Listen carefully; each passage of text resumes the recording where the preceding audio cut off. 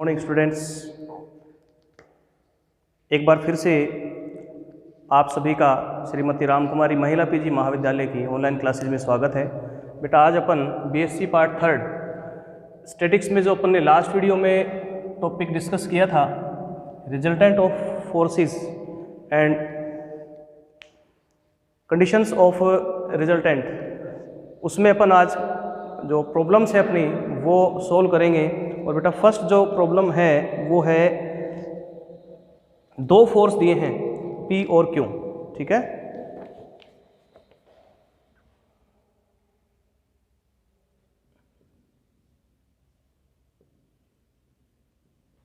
दो बल P और Q का परिणामी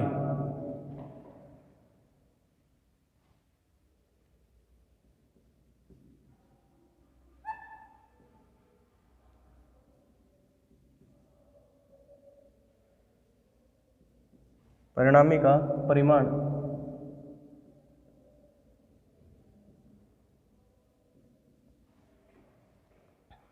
P के बराबर है।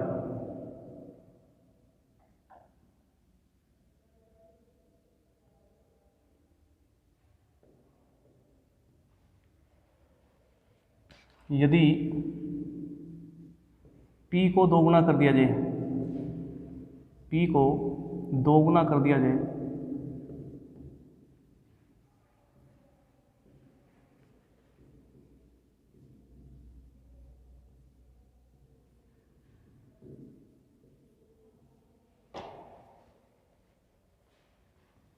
और Q अपरिवर्तित रहे,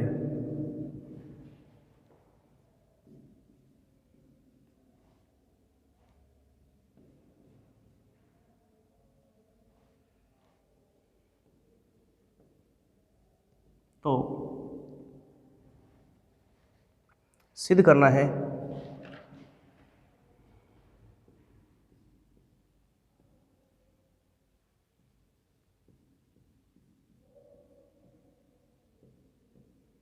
कि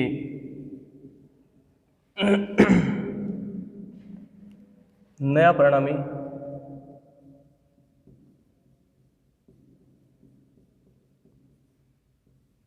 क्योंकि लंबवत होगा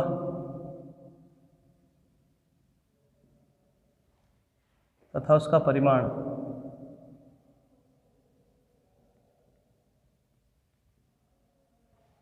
√4 P² माइनस Q² होगा, ठीक है। अब इसमें एंगल नहीं दिया अपने को कि भाई P और Q के बीच कौन सा कोण बन रहा है, ठीक है ना। तो अपन मान लेते हैं एक फोर्स है P और एक फोर्स है Q। AB दिशा में और AC दिशा में दो बल लगे हैं। इन दोनों बलों के बीच का जो कोण है वो अल्फा है। यह फोर्स P और यह है फोर्स Q। तो इनका जो परिणामी होगा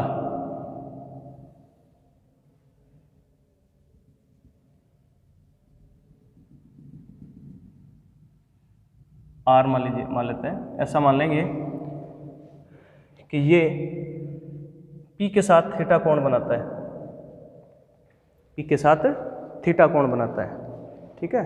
अब लेट बल P और Q, बल P व Q एक दूसरे से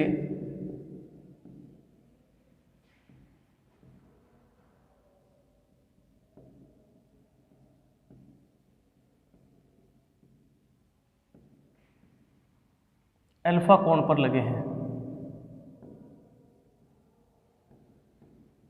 तब इनका जो रिजल्टेंट होगा, ये परिमाण P के बराबर दिया है। तो सूत्र अपन अप्लाई कर देते हैं, इसमें फॉर्मूला अप्लाई कर देते हैं। R² = P² plus Q² plus 2PQ cos alpha. R की जगह अपन P रख देंगे तो ये आ जाएगा P square equal to P है ही P square plus Q square. ये पी क्यों लिया है? क्योंकि इसने दिया है बेटा आप लोगों को पी और क्यू का जो रिजल्टेंट है वो पी के बराबर है, plus 2p q cos alpha. ये पी स्क्वायर से पी स्क्वायर कैंसिल हो जाएगा, क्यू अपन इसमें से कॉमन ले लेते हैं, ये आ जाएगा q into q plus 2p cos alpha equal to 0।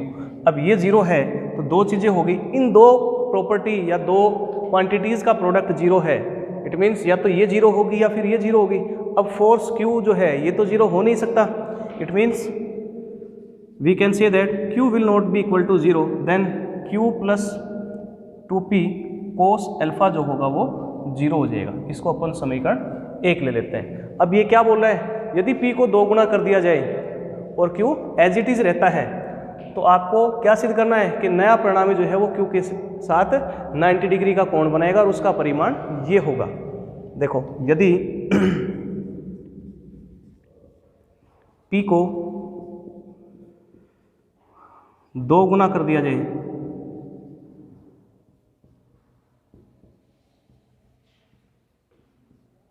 तब नया परिणामी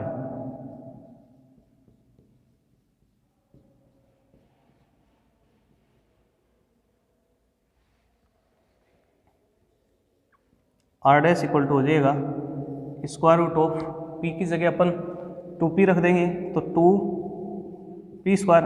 इसने डायरेक्शन या फिर एंगल चेंज नहीं किया है, केवल p को डबल किया है, मतलब p की जगह नई कंडीशन में क्या हो जाएगा, ये आ जाएगा आपका 2p, ठीक है ना। और ये q एज इट इज है, एंगल दोनों का वही है, 2p square plus q square plus 2p q cos alpha, ठीक है ना। तो यह आ जाएगा अपना 4p square 4p square plus q square plus 2, ये 2p की जगह बेटा यहाँ अपन 4p ले लेंगे। क्यों? क्योंकि इसमें क्या करना था आपको, भाई p की जगह 2p रखना है ना, तो p की जगह 2p रखोगे तो 4p q कोस अल्फा आ जाएगा, ठीक है। अब इन दोनों में से भाई इसमें से और इसमें से आप चाहें तो या तो q को रिप्लेस कर सकते हो, भाई q को अगर अपन रिप्लेस करेंगे या फिर ये 2p कोस अल्फा की वैल्यू रख लो आप लोग यहाँ से समीकरण 1 से, क्योंकि अपने पास कंडीशन क्या है, q plus 2p cos alpha, 2p cos alpha equal to minus q ले सकते हैं कि नहीं, ठीक है ना। तो इसको मैं रिप्लेस कर देता हूँ समीकरण 1 से, यह आ जाएगा under root 4p square plus q square plus 4, इसको ऐसे लिख लेते हैं 2 into q into 2p cos alpha, और 2p कोस अल्फा की जगह आ जाएगा माइनस q, या फिर पहले यहाँ 2p कोस अल्फा ले लेते हैं, ऐसे लिख सकते हो ना इसको 2p कोस अल्फा, और 2p कोस अल्फा की वैल्यू समीकरण 1 से क्या आ जाएगी, समीकरण 1 से 2p cos alpha equal to minus q रख देते हैं।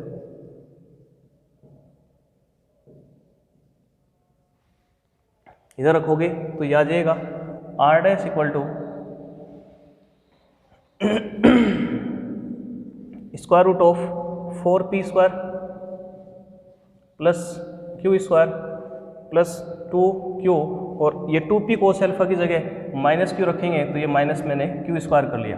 देन आर डैश की जो वैल्यू होगी, आर डैश इक्वल टू आ जाएगा अपना अंडर रूट 4p स्क्वायर ये माइनस q स्क्वायर, और यही अपने को प्रूव करना था क्या, कि नए परिणामी का परिमाण क्या होगा, 4p square minus q square होगा, ठीक है। अब अपन निकाल लेते हैं इससे डायरेक्शन। मैं ऐसा मान लेता हूँ बेटा q से जो है ना, q से जो नया परिणामी आएगा, क्या सिद्ध करना है, नया परिणामी q के लंबवत होगा। अब मैं इसको फिगर को थोड़ा सा मॉडिफाई कर रहा हूँ,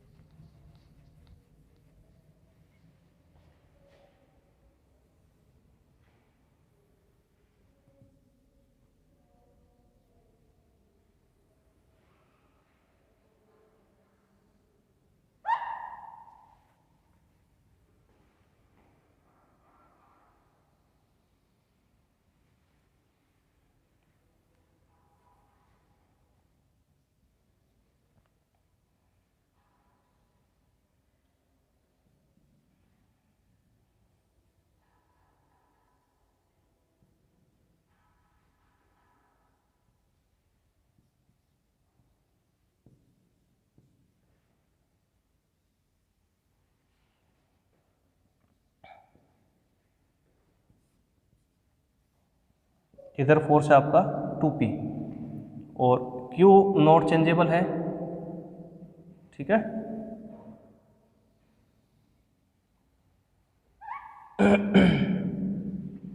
तो जो नया परिणामी होगा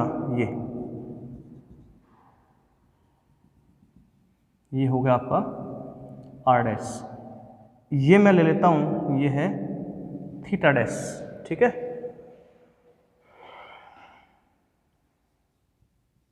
वापस मान लेते हैं नया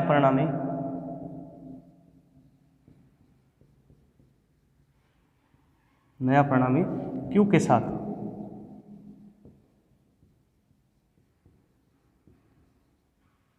थीटा डैश कोण बनाता है।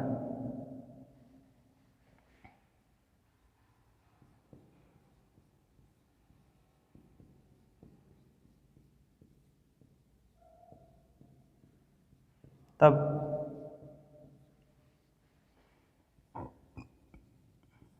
Ten theta dash equal to, formula क्या है आपका, देखिए फॉर्मूला मैंने बताया था आपको, टेन थीटा इक्वल टू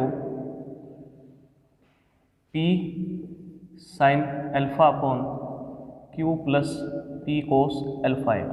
कब, अगर आपको क्यू से एंगल निकालना है रिजल्टेंट का, तो यहाँ ten theta dash equal to हो जाएगा पी की जगह इसमें क्या है 2p, तो 2p sine alpha upon Q plus 2p cos alpha, ठीक है ना। अब यहाँ से समीकरण 1 से अगर अपन ये वैल्यू इसमें रिप्लेस करें, समीकरण 1 से q plus 2p cos alpha equal to 0 कर रखे हैं इसमें,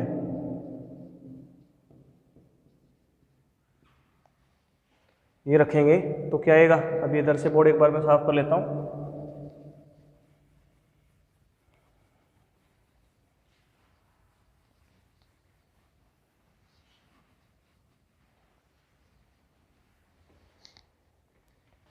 ten theta dash equal to 2p sine alpha upon 0, या फिर ten theta dash equal to, इसको 0 से डिवाइड करेंगे तो ये इनफाइनाइट आ जाएगा, और ये किसकी वैल्यू होगी, ये आ जाएगी आपकी 1090 की value. It means theta dash equal to 90 degree. इससे क्या प्रूव होता है इससे प्रूव होता है कि नया परिणामी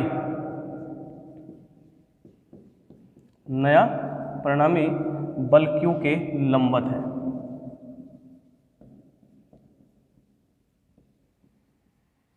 ठीक है, और यही अपने को प्रूव करना है।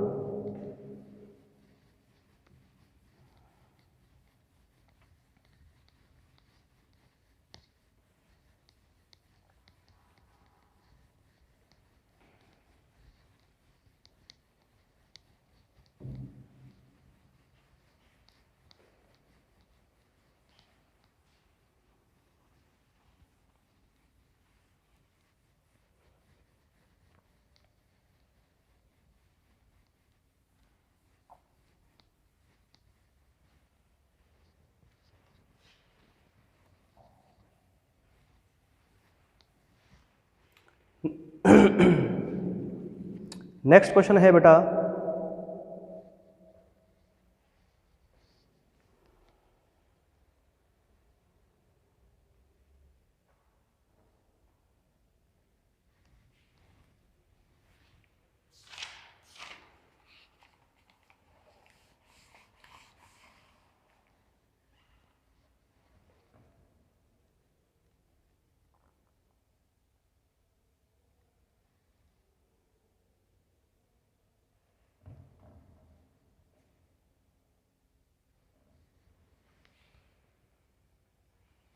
उन बलों का परिणामी ज्ञात करना है, दो बलों का परिणामी ज्ञात करना है जो अगर समकोण पर लगते हैं तो उनका परिणामी √10 आता है, और अगर वो 60 डिग्री पर लगते हैं तो उनका परिणामी √13 किलोग्राम भार आता है। क्या है, शॉर्ट में लिख रहा हूं मैं, ऐसे दो बल ज्ञात कीजिए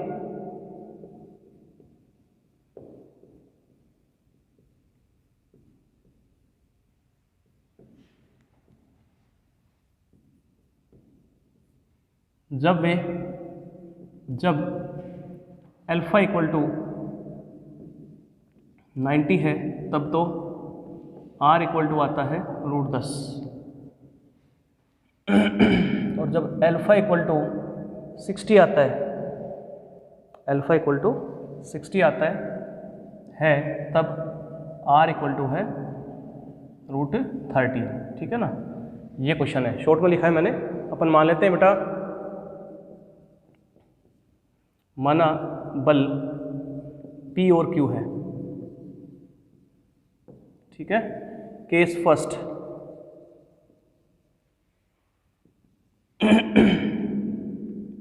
जब अल्फा इक्वल टू है 90 तब r इक्वल टू है √10। अपन फॉर्मूला अप्लाई कर देते हैं इसमें, r² equal to p² plus q² plus 2pq cos alpha. r² की जगह आ जाएगा 10, p को अपन p रखेंगे, q को q रखेंगे, प्लस 2pq cos अल्फा को अपन चेंज कर देंगे 90 से, और cos 90 की वैल्यू 0 होगी, इट मीन्स ये 0 हो गया। तो क्या आ जाएगा आपके पास, p² plus q² equal to 10। ये ले लेते हैं अपन इक्वेशन फर्स्ट। ठीक है, केस सेकंड में बोल रहा है जब अल्फा कितना है, अल्फा इक्वल टू है 60 डिग्री, अल्फा इक्वल टू 60 है तब r की जो वैल्यू है वो है √13। ठीक है ना, वापस ये फॉर्मूला अप्लाई करोगे, ये वाला r को r² की जगह आ जाएगा 13 equal to p² plus q² plus 2pq cos 60।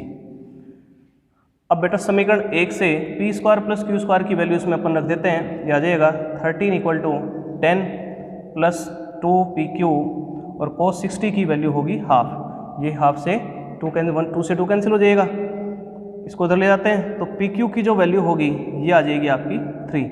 It means अब फोर्स हमेशा क्या होंगे, फोर्स का जो परिमाण होगा, बलों का जो परिमाण होगा वो पॉजिटिव होगा। मतलब अपने पास ऐसी दो क्वांटिटी है जिनका स्क्वायर का सम या फिर जिनके वर्गों का योग तो 10 है और जिनका गुणनफल क्या है, PQ बराबर है 3। तो मैं यहाँ से या तो आप P की वैल्यू रख दीजिए, P इक्वल टू क्या हो जाएगा 3/Q।